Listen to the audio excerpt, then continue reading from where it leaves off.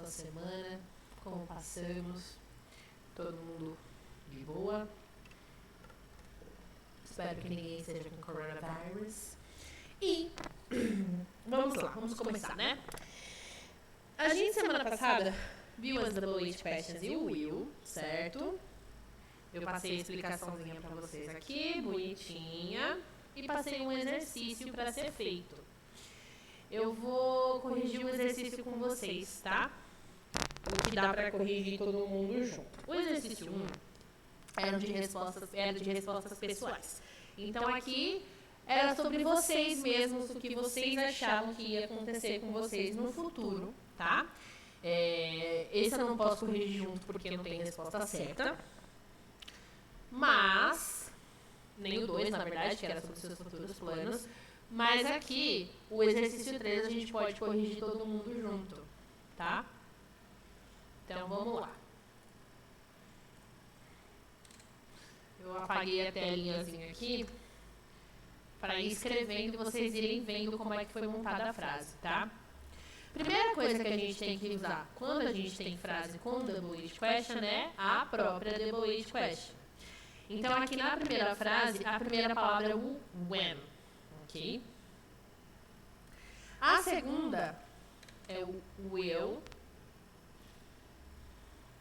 A terceira é o sujeito. Nesse aqui, a gente não tem uma pessoa. A gente tem um objeto como sujeito principal, que é o ônibus, tá? Então, aqui, the bus.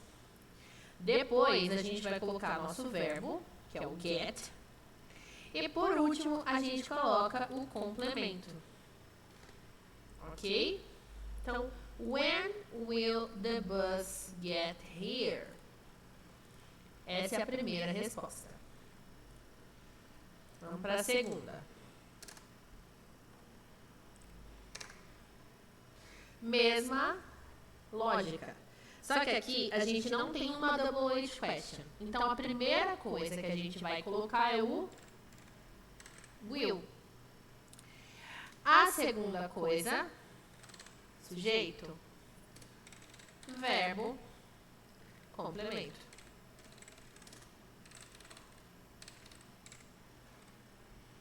Ok? Vamos lá, deixar vermelhinho também para destacar. Inclusive, eu recomendo que vocês vão fazendo junto comigo aí, arrumando, né, corrigindo o que tiver de errado. A próxima. Já vou deixar vermelhinho para facilitar a minha vida. Mesmo esquema. Will. You. Aliás, will não, errei. Aqui a gente tem um what. Então, what will you, que é o sujeito, call, que é o verbo, your baby, complemento. What will you call your baby? Como você vai chamar seu bebê, né? Do que você vai chamar seu bebê? A4. E nós temos novamente double H question, tá? Então, começa com ela. Which sandwich. E eu já vou explicar porque que isso aqui é diferente. Will you have? Esse aqui é diferente porque quando a gente usa which, a gente está perguntando qual.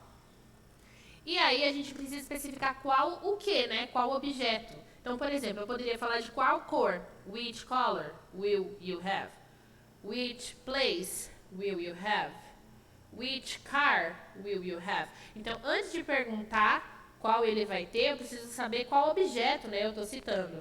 Então, no caso aqui, a gente está falando de um sanduíche, tá? Então, tem que... tem as regrinhas aí pra gente seguir sempre, mas tem as suas exceções quando se trata de which, ok?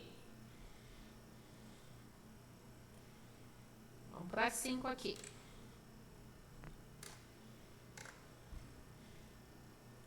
Opa, tudo bom? Oi, eu abrindo coisa errada. Ignora, ainda bem que eu não sou professora de informática, que senão eu ia passar vergonha o dia inteiro. Então vamos lá. Aqui novamente a gente tem uma double H question. Então a gente começa com ela. Who? Aí a gente coloca will be the first in. Escrevi first errado, Jesus Cristo. First in QE. Na do who, a gente tem outra diferença aqui também. Que é o fato da gente não ter um sujeito. Por quê? Eu tô perguntando quem. Então significa que eu não sei quem é o sujeito dessa ação. Eu não posso colocar um nome aqui porque eu não sei quem é que está praticando aquilo ali, quem é que está fazendo aquilo ali. Entenderam? Ou quem vai fazer aquilo ali e etc. Então com o who a gente também tem certas, como que fala? Particularidades. Eu acho que seria esse o termo, tá? Vamos fazer o 6. Opa.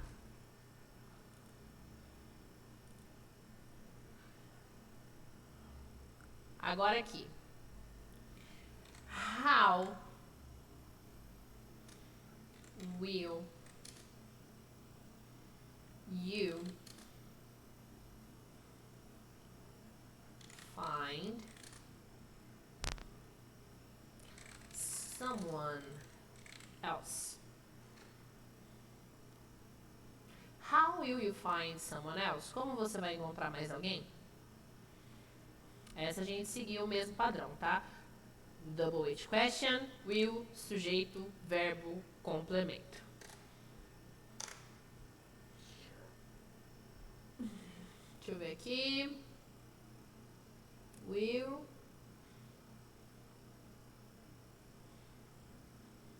Aqui a gente não tem um sujeito, tá? Tem sim um teatro, um sujeito. Então vamos lá. Will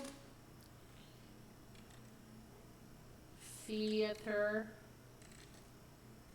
have any tickets? Aqui o meu sujeito é o theater, tá? O teatro. Mas aqui a gente não tem double H question, só pra constar.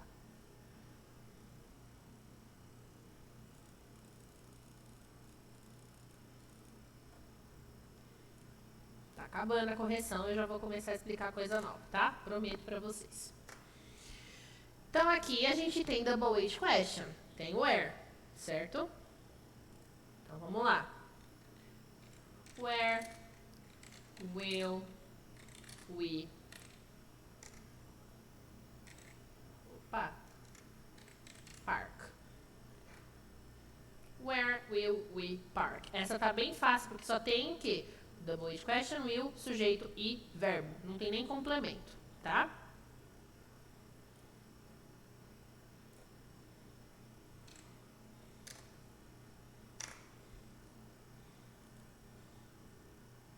Na próxima a gente não tem double H question. Então é uma frase simples de will. Will the dishwasher.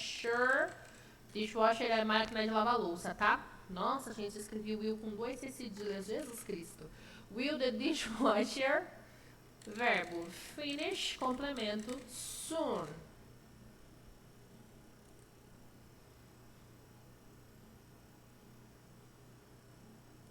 E a última.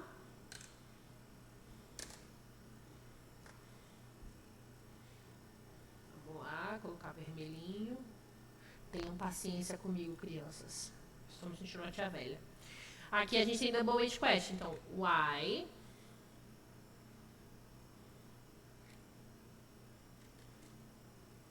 won't. E aqui, ó, é o won't porque é o will not, tá? My phone, que é o meu sujeito. Work, que é o meu verbo. Ok? Certo? Se vocês fizeram desse jeito, lindo, maravilhoso. Se vocês fizeram diferente, tudo bem. Só aproveitem para corrigir agora. Certo? Beleza?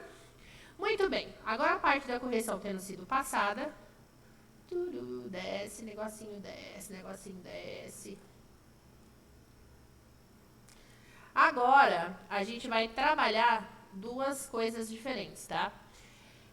Na página 30 do workbook, do student book de vocês, a gente tem isso daqui, né? O see and talk before and after, tá?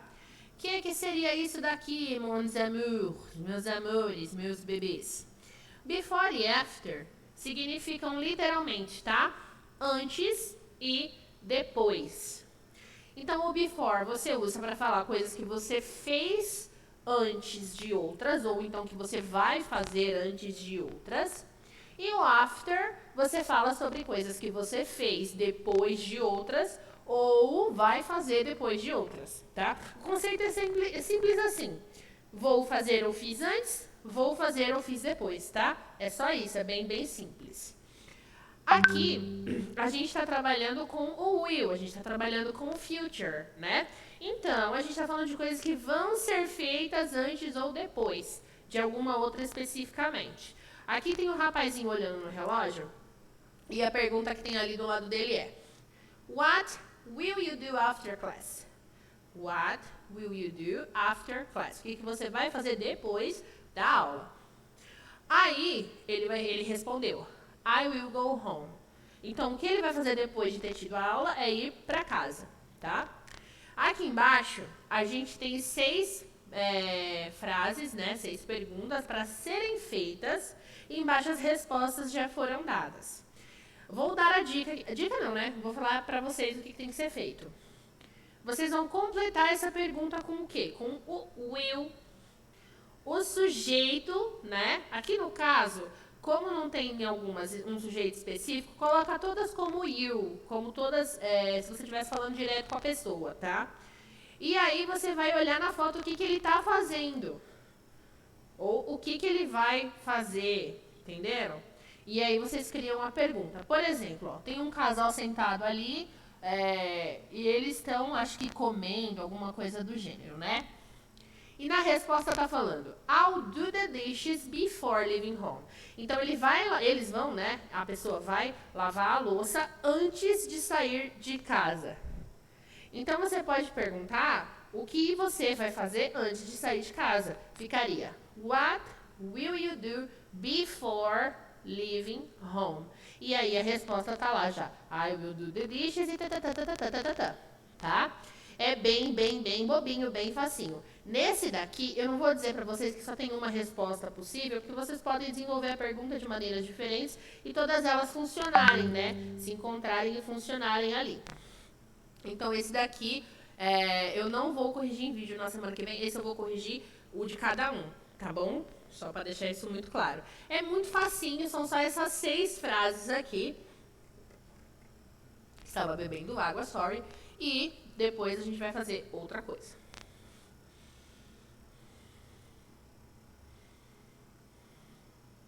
Agora nós chegamos onde eu queria chegar.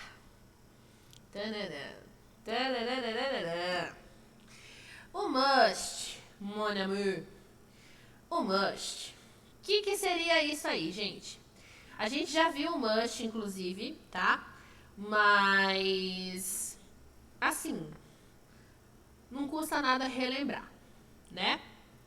É o seguinte, o must, ele é um modal verb e ele serve justamente para falar sobre ordens ou proibições, ok? Como que a gente usa isso daí? Vocês podem tanto usar para falar sobre uma coisa que a pessoa ela tem obrigação de fazer, ou para falar também sobre uma coisa que ela, como eu posso dizer, não pode fazer de jeito nenhum, que é uma coisa proibida, seja por alguém, seja pelo espaço em que ela está ocupando, tá bom? Aí, além dessas duas explicações simples aí do must, que eu sei que é as que vocês já viram, a gente tem também mais duas que seria a verdade absoluta e também a dedução, ok? Como que funciona a dedução? Você pensa em alguma situação, você não sabe a resposta certa, você não sabe se aquilo ali é realmente, mas você imagina que seja, tá? Aí, continuando, a verdade absoluta, por outro lado, é quando você constata o óbvio. Seria, por exemplo, assim, eu tenho que ir para a escola. Você está constatando o óbvio. Você sabe que você tem que fazer isso aqui. Então você não precisa, eu preciso ficar sendo lembrado o tempo todo que eu tenho que fazer a lição da professora Jéssica. Você sabe o que você tem que fazer. Então não precisa você ficar sempre batendo na mesma tecla constatando o óbvio. Ok? Certo? O must, gente, quando ele tá na forma afirmativa, ele geralmente trata de dedução, que é isso que eu expliquei para vocês, é você não saber alguma coisa e você imagina que seja. Um exemplo disso está até aqui no livro. She must be the best student in class. Ela deve ser a melhor aluna da sala. Eu não sei se ela é. Eu não posso provar que ela é. Mas na minha concepção, no que eu imagino, ela é. O the show must go on, que tem embaixo, que é a da verdade, que é a coisa óbvia. O show tem que continuar. Ok, isso aí todo mundo sabe. E a obrigação. He must send me an email. Ele tem que me mandar um e-mail. Então, they must know it. Eles têm que saber isso. Ok? Já quando ele está trabalhando na forma negativa, a gente está falando de proibição. Tá? E aí, no caso, a proibição seria o quê? A pessoa ela não deve fazer isso. Ou ela não pode fazer isso por causa do espaço que ela está ocupando e etc. Tá? E o must, ele tem uma particularidade. Quando a gente trata geralmente desses auxiliares, quando eu explico para vocês e tudo mais, geralmente a gente tem as três formas. A gente tem a pergunta, a gente tem a afirmação e a gente tem a interrogação. Opa, a negação, né? Que a pergunta é a interrogação. Burra. E no must a gente não trabalha com interrogativa. O must, ele sempre trabalha com afirmação e negação.